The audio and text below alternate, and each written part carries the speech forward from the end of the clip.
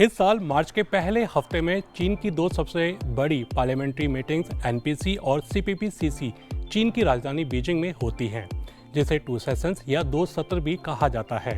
इस दौरान चीनी प्रधानमंत्री एक सरकारी रिपोर्ट पेश करते हैं, जिसमें सिर्फ पिछले साल का लेखा जोखा ही नहीं बल्कि आने वाले साल का पूरा प्लान भी बताया जाता है। ये रिपोर्ट सिर्फ नंबर और आंकड़ों की बात नहीं करती, बल्कि सरकार की प्राथमिकताएं, देश की इकोनॉमी, समाज की स्थिति और आगे की रणनीतियां भी साफ साफ बताती है। इन मीटिंग्स में देश भर के सांसद और राजनीतिक सलाहकार जुटते हैं। वे सरकार की रिपोर्ट्स पर चर्चा करते हैं और देश के बड़े मुद्दों जैसे इकोनॉमी, समाज और कानून पर अपनी राय रखते हैं। इसी दौरान नई पॉलिसी बनाई जाती है और पुराने कानूनों में बदलाव करने के अहम फैसले लिए जाते हैं। इस पर और अधिक चर्चा करने के लिए हमारे साथ जुड़ गई हैं जेएनयू की प्रोफेसर डॉक्टर गीता कोछर, जो चीन मामलों की जानकार हैं और नेशन स्टेट डायलॉग की होस्ट और फाउंडर है। देखिए ये खास चर्चा।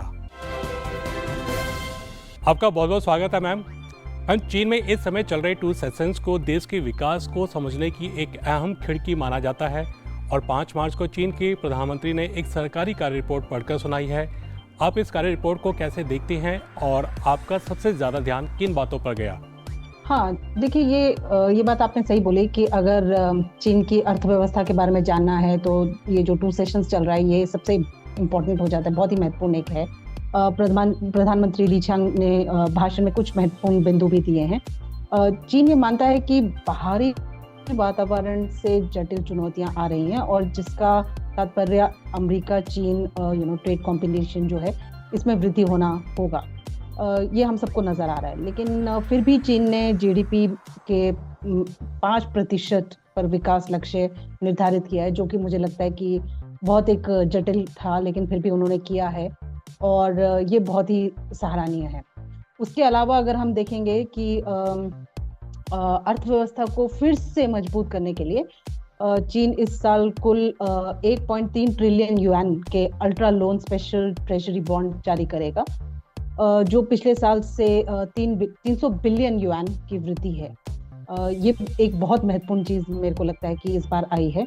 उसके अलावा अगर हम बहुत ही दिलचस्प बात जो मुझे लगी वो ये कि सभी अटकलें लगा रहे थे कि चीन का ऐसा होगा, चीन का वैसा होगा, लेकिन उसके विपरीत चीन ने दूरसंचार, स्वास्थ्य सेवा और शिक्षा उद्योग में सुधार जारी रखने के लिए और औद्योगिक आपूर्ति की श्रृंखला में कंपनियों में एफडीआई आमंत्रित करने के लिए एक योजना बनाई है, जो कि मुझे लगता है कि बहुत महत्वपूर्ण है।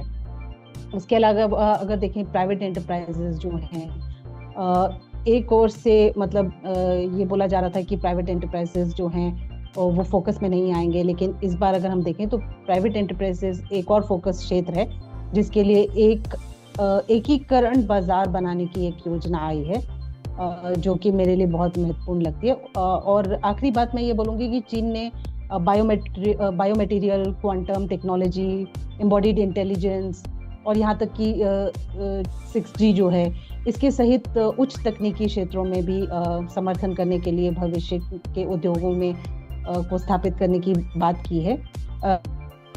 इसलिए कुल मिलाकर देखा जाए तो एक बहुत ही व्यापक और भविष्य की ओर देखने वाली एक रिपोर्ट आई है, जो कि चीन की अर्थव्यवस्था को और मजबूत करेगी। मैम, ये साल चीन की 14वीं पंचवर्षीय योजना का आखिरी साल है और 15वीं पंचवर्षीय योजना की तैयारी का भी समय है।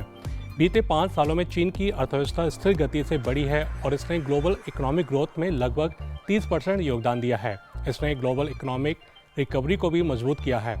आप 14वीं पंचवर्षीय योजना के दौरान चीन की उपलब्धियों को कैसे आंकते हैं? हाँ, 14वीं जो पंचवर्षीय योजना थी चीन की, ये चीन के लिए एक कठिन दौर था, क्योंकि न केवल बाहरी चुनौतियां थी बल्कि आंतरिक मुद्दे भी थे।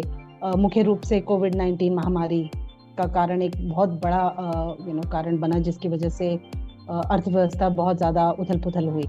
फिर भी चीन अपनी अर्थव्यवस्था का स्थिर विकास करने में सक्षम रहा और औसतन 6% जीडीपी वृद्धि पर प्रभावशाली रहा है। मतलब अगर आप 2021 से लेकर 2025 तक देखेंगे तो 6% जीडीपी औसतन रही है। अर्बन अनएम्प्लॉयमेंट मुझे लगता है कि एक बहुत बड़ी चुनौती है जो कि अभी आगे भी इनको झेलनी पड़ेगी, लेकिन साथ ही साथ इन्होंने क्या किया है, डिजिटल संचालित अर्थव्यवस्था यानी कि 2023 में अगर आप देखें तो 9.9% के लिए मुख्य औद्योगिक क्षेत्र के साथ प्रमुख चालक बनी। और R&D में निवेश जो है अगर उसको देखेंगे तो सालाना साल दर साल 1% की वृद्धि हुई है, जो कि बहुत ही ज्यादा महत्वपूर्ण है, क्योंकि पिछले साल अगर हम देखें तो कम से कम $500 बिलियन इन्होंने इन्वेस्ट किया था।